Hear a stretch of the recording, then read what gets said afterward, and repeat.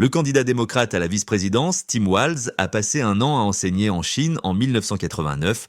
Plus tard, selon Voice of America, il a organisé des voyages pour des étudiants et affirme avoir visité la Chine plus de 30 fois au fil des ans.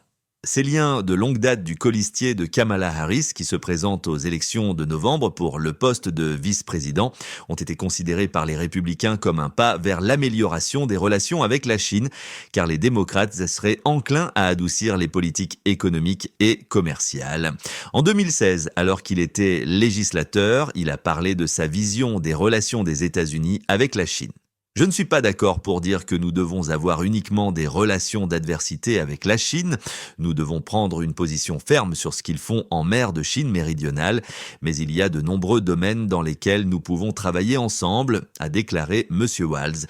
En 2014, dans une interview avec Voice of America, il a évoqué ses impressions sur la Chine après les manifestations de 1989 sur la place Tiananmen. Ce sont des impressions indélébiles. Je me sens certainement honoré d'avoir été là-bas. J'ai vu à quel point le peuple chinois est très fier de son pays, mais les manifestants ont montré qu'ils comprenaient qu'ils devaient lutter pour leur liberté. Pendant ce temps, les analystes disent qu'une administration Harris-Walz devrait principalement poursuivre les politiques fermes à l'égard de la Chine mises en œuvre par les administrations de M. Biden et de M. Trump.